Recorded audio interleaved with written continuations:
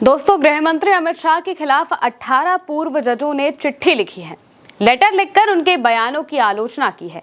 वही बयान जो उन्होंने इंडिया गठबंधन के उपराष्ट्रपति पद के प्रत्याशी बी सुदर्शन रेड्डी पर दिए हैं। लगता है अमित शाह ये भूल गए हैं कि वो सिर्फ उम्मीदवार ही नहीं बल्कि रिटायर्ड जज भी हैं और सुप्रीम कोर्ट के जज रह चुके हैं। और इसीलिए सुदर्शन रेड्डी के सपोर्ट में 18 पूर्व जजों ने लेटर लिख दिया। लेटर में क्या लिखा है और सुदर्शन रेड्डी का क्या जवाब आया है, बताएंगे आपको इस वीडियो में। दोस्तों, अमित शाह ने रेड्डी पर नक्सलवाद का समर्थन करने का आरोप लगाया था। इसी को पूर्व जजों ने दुर्भाग्यपूर्ण बताया। कहा कि उपराष्ट्रपति पद का सम्मान करना ही बुद्धिमानी होगी। सुप्रीम कोर्ट और हाई कोर्ट के रिटायर्ड जजों के समूह में पूर्व जज justice Kurian Joseph, justice Madan B Lokur और जस्टिस जे चेलमेश्वर समेत 18 जज शामिल हैं।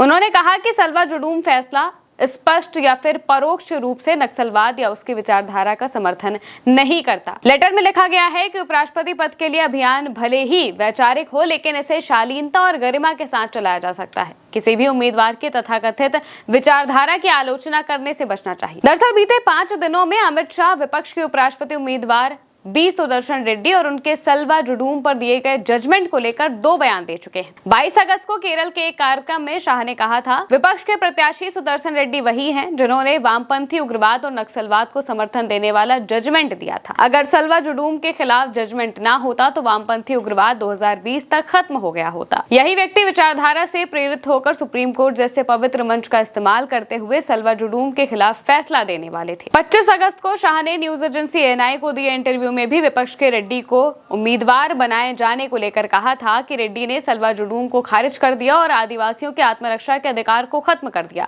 इसी वजह से इस देश में नक्सलवाद 2 दशकों से ज्यादा समय तक चला। मेरा मानना है कि वामपंथी विचारधारा ही विपक्ष द्वारा सुदर्शन रेड्डी को चुनने का मानदंड रही होगी। लेकिन उनके इस बयान के बाद जो सवाल लोगों के मन में है और खुद सुदर्शन रेड्डी के मन में है वो यही है कि अब अचानक से गृह मंत्री को यह फैसला क्यों याद आ रहा है। इससे पहले तो उन्होंने कभी भी इस फैसले का जिक्र नहीं किया। शाह के बयान के एक दिन बाद ही रेड्डी भी इस पर जवाब देते हैं। वो कहते हैं कि मैं गृह मंत्री के साथ मुद्दों पर बहस नहीं करना चाहता। ये फैसला मेरा नहीं बल्कि सुप्रीम कोर्ट का है।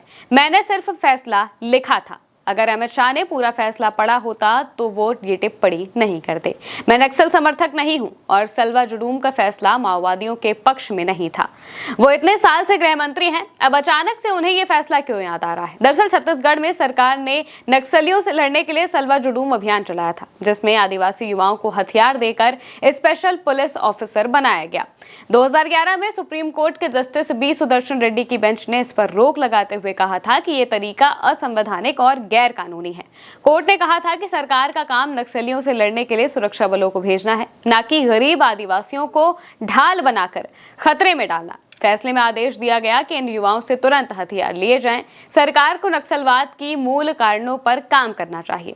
उस वक्त छत्तीसगढ़ में बीजेपी की सरकार थी और केंद्र में यूपीए की सरकार थी और इस फैसले की याद गृह मंत्री को अब आ रही है। इसीलिए रिटायर्ड जजों के समूह ने इस बयान को जारी कर कहा है कि एक उच्च राजनीतिक पदाधिकारी की ओर से सुप्रीम कोर्ट के फैसले की पूर्वाग्रहपूर्ण गलत व्याख्या से जजों पर नकारात्मक प्रभाव पड़ने की आशंका है। इससे न्यायपालिका की स्वतंत्रता को नुकसान पहुंच सकता है। बयान पर हस्ताक्षर करने वालों में सुप्रीम कोर्ट के पूर्व जज AK Patnaik, justice Abhay Oka, justice Gopal Gowda, justice Vikramjit Sen, justice Kurian Joseph, justice Madan B Lokur, justice J Chelameswar, senior advocate Sanjay Hegde और प्रोफेसर मोहन गोपाल शामिल हैं। साथ ही हाई कोर्ट के जज भी इस लेटर में साइन करते हैं।